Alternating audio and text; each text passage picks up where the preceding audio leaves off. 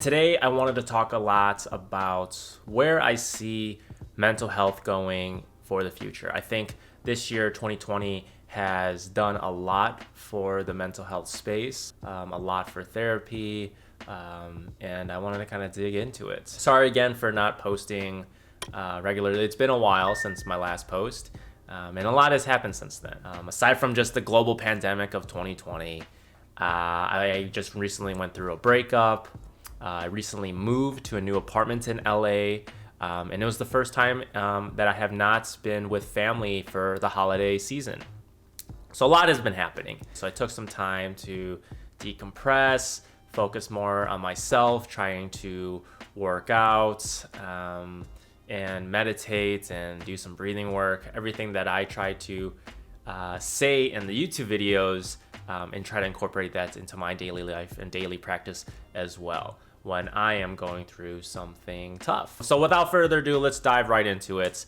Where do I see mental health in 2021? So just from my personal experience this year, I have not seen more people reach out to me for mental health concerns or issues that they've personally been going through ever in my life. More people are just reaching out and looking for help and don't know and haven't had the chance to take some time to look for a therapist or figure out what they need to take care of their mentals. Start taking care of y'all mentals, y'all bodies, and y'all chicken. And I'm glad I can be a resource to them and help them point them in the right direction. And the 5 main topics that people ask me about are around anxiety, depression, trauma, loneliness, and couples issues. Those by far have just been increasing more and more. Seeing the media push more for seeking mental health treatment and more startups popping up around the mental health space, and even the government being a little bit more relaxed with the laws and rules during the pandemic. Mental health is definitely taking off. So I think teletherapy and telehealth is making a big splash or a big impact in the health space, but particularly in the mental health space. The overall view, telehealth is making it more accessible for the public. And I definitely see myself incorporating teletherapy after the pandemic ends or once the offices start opening up. Another note from on the clinician side, teletherapy makes it a lot more convenience for the consumer, makes it a lot more easier for the therapist. It lowers the cost of overhead for not having to rent an office space. And there's definitely cons too for teletherapy, just like liability issues as well as personal connection and being able to read the room as a clinician. There's not that, it doesn't feel as personable. But anyways, I digress. That's something for a different topic. I just wanted to just reiterate, I believe that telehealth is going to be incorporated and more mainstream in the next 5 to 10 years. And what this year has really taught me is that no matter how much material possessions you have in your life, or if you have that $1 million house, or if you have that $50,000 house, that house will host the same loneliness. And I actually saw that from a post on Instagram. Also, in that post, there was a great quote that said, "True happiness is not found in materialistic things. It comes from the love and laughter found with each other." And I completely agree with that statement. And that craving for connection, intimacy with other people has been stronger than ever. And for me to seek out that connection with other people, I started playing more video games. For some reason, it takes away actually having to think too much about going through your contact list and reaching out and calling someone through your phone. Who's this guy? Is he Chinese? No.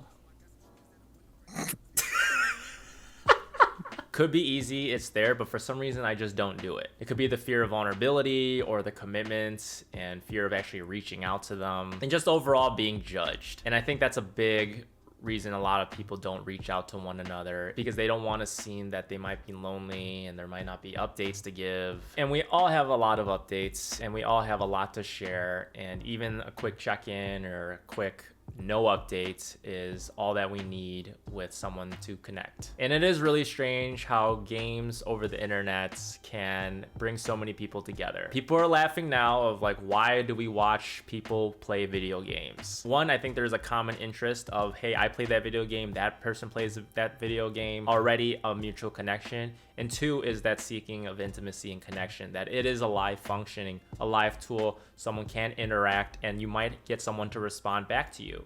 So this is a very powerful tool that I also see in the future really taking off. Even though esports are already taking off, it's just trying to convince friends or highlight and enlighten friends about the actual wave of esports and online gaming. And also this year, it made me really reflect on relationships and friends. A recent article from the Washington Post came out about how the pandemic is really forcing some men to realize that they need deeper friendships. Since bars closed down, playing sports with our friends stopped, watching sporting events stopped, this really forced us on how to reevaluate how we connect with other human beings. Some people might still be processing and others might have figured out a different outlet or a different vice to connect.